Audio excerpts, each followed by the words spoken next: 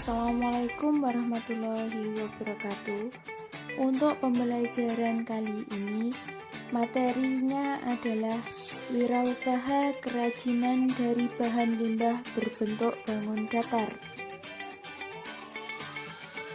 Produk kerajinan awalnya dibuat untuk tujuan fungsional, baik untuk kepentingan keagamaan atau religius maupun kebutuhan praktis.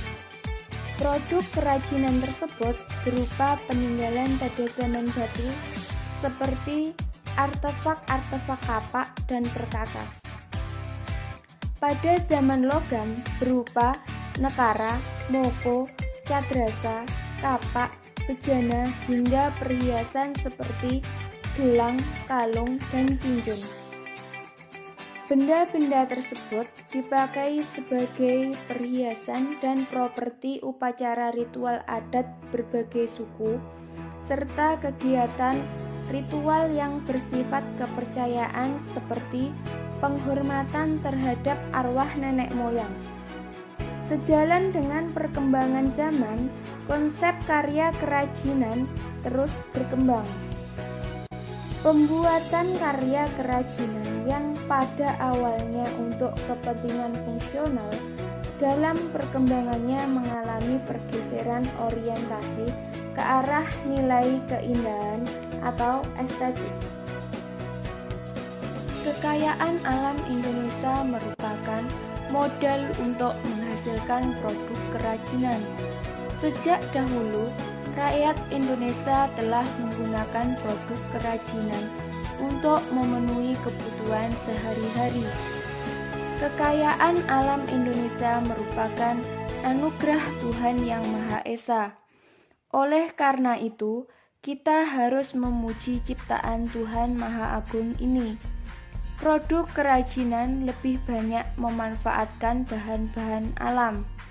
Ada juga yang memanfaatkan bahan limbah sebagai bahan kerajinan, seperti limbah kertas, plastik, karet, dan logam. Secara umum ada dua macam limbah, yaitu limbah organik dan limbah anorganik.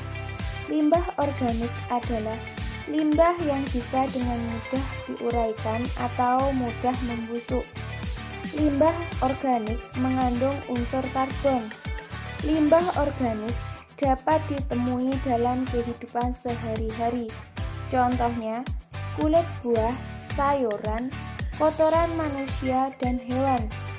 Sedangkan limbah anorganik adalah jenis limbah yang berwujud padat, sangat sulit bahkan sulit untuk diuraikan atau tidak bisa membusuk.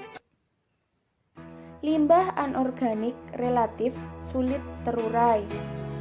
Beberapa bisa terurai, tetapi memerlukan waktu yang lama. Limbah tersebut berasal dari sumber daya alam yang berasal dari pertambangan, seperti minyak bumi, batu bara, besi, timah, dan nikel. Limbah anorganik umumnya berasal dari kegiatan industri, pertambangan, dan domestik, yaitu sampah rumah tangga, seperti kaleng bekas, botol, plastik, karet sintetis, potongan atau pelat dari logam, berbagai jenis batu-batuan, dan pecah-pecahan gelas. Limbah anorganik yang dapat didaur ulang contohnya sampah plastik, logam, kaca, dan kaleng.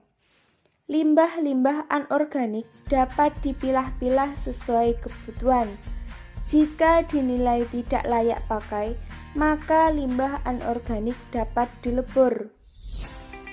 Sedangkan limbah yang masih dalam kondisi baik dan dapat dimanfaatkan menjadi barang kerajinan. Jika limbah sudah beralih manfaat menjadi barang kerajinan, maka secara ekonomi nilainya akan meningkat. Kita patut bersyukur bahwa limbah anorganik juga dapat memberi manfaat untuk manusia. Pada materi pembelajaran kelas 11 semester 1, siswa akan mempelajari dan memanfaatkan limbah yang berbentuk bangun datar untuk dibuat kerajinan yang unik dan menarik sehingga memiliki nilai jual. Setelah belajar tentang materi ini, siswa diharapkan dapat mengembangkan jiwa kewirausahaan khususnya dalam memanfaatkan limbah berbentuk bangun datar menjadi produk kerajinan yang bernilai estetika dan mendatangkan keuntungan. Limbah berbentuk bangun datar adalah limbah yang berdimensi 2, yaitu limbah yang memiliki sisi panjang dan lebar sehingga tidak mempunyai ruang. Limbah berbentuk bangun datar berupa bidang beraturan seperti lingkaran, segi 4, segitiga, dan bangun tidak beraturan. Contoh limbah berbentuk bangun datar antara lain daun, kertas, kain perca, dan plastik.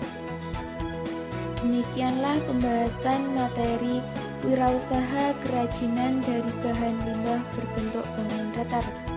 Semoga bermanfaat dan terima kasih.